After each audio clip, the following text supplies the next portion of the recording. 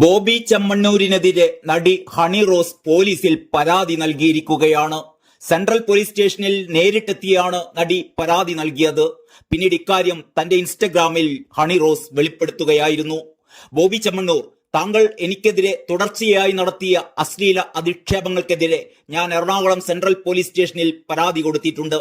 താങ്കളുടെ തന്നെ മാനസിക നിലയുള്ള താങ്കളുടെ കൂട്ടാളികൾക്കെതിരെയുള്ള പരാതികൾ പുറകെ ഉണ്ടാവും. താങ്കൾ താങ്കളുടെ പണത്തിന്റെ ഹുങ്കിൽ വിശ്വസിക്കൂ. ഞാൻ ഭാരതത്തിലെ നിയമവ്യവസ്ഥയുടെ ശക്തിയിൽ വിശ്വസിക്കുന്നു എന്നാണ് ഹണി റോസ് ഇൻസ്റ്റഗ്രാമിലിട്ട പോസ്റ്റിൽ പറയുന്നത്. രജിസ്റ്റർ ചെയ്ത സൈബർ അധിക്ഷേപ കേസുകളിൽ ഫേസ്ബുക്കിൽ നിന്ന് വിവരങ്ങൾ തേടിയിരിക്കുകയാണ് കൊച്ചി പോലീസ്. പരാതിയിൽ മൊഴി നൽകിയ ഹണി റോസ് ഇൻസ്റ്റഗ്രാമിലടക്കം തനിക്കെതിരെ വന്ന അധിക്ഷേപ കമന്റുകളുടെ സ്ക്രീൻഷോട്ടുകൾ പോലീസിന് കൈമാറിയിരുന്നു.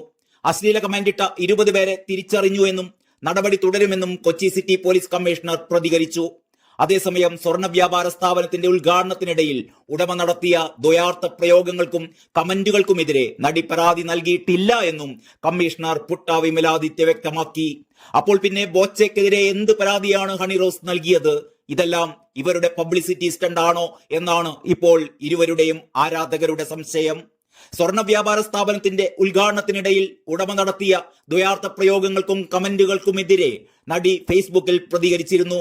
ഈ പോസ്റ്റിന് താഴെയാണ് ആൾക്കൂട്ടത്തിന്റെ സൈബർ അധിക്ഷേപം പരിധികൾ വിട്ടിരുന്നത്. തുടർന്ന് സൈബർ അധിക്ഷേപത്തിനെതിരെ നടി പോലീസിൽ പരാതി നൽകുകയായിരുന്നു. പോലീസ് സ്റ്റേഷനിൽ നേരിട്ടെത്തിയ താരം തന്റെ പോസ്റ്റിന് താഴെ വന്ന അശ്ലീല കമന്റുകളുടെ സ്ക്രീൻഷോട്ടുകളടക്കം കൈമാറുകയും ചെയ്തു. നിലവിലുള്ള 30 കേസുകൾക്ക് പുറമെ അശ്ലീല കമന്റ് ഇടുന്നവർക്കെതിരെ ജാമ്യമില്ലാ വകുപ്പ് പ്രകാരം ഉടനടി കേസെടുക്കാനാണ് തീരുമാനം.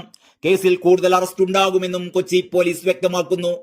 വിവിധ ഓൺലൈൻ മാധ്യമങ്ങളിൽ പ്രസിദ്ധീകരിച്ച വാർത്തകൾക്ക് താഴെ കമന്റിട്ടവരുടെ വിശദാംശങ്ങളും ഹണി റോസ് കൈമാറിയിട്ടുണ്ട്. ഒറിജിനൽ ഐഡിയിൽ നിന്ന് കമന്റ് രേഖപ്പെടുത്തിയവരുടെ സ്ഥലവും ഫോൺ നമ്പറും ഉപയോഗിച്ചാണ് സൈബർ പോലീസ് കണ്ടെത്തുന്നത്. വ്യാജ ഐഡിയിലുള്ളവരെ കണ്ടെത്താൻ പോലീസ് ഫേസ്ബുക്കിനോടും വിവരങ്ങൾ തേടിയിരിക്കുകയാണ്. News desk, Kerala life.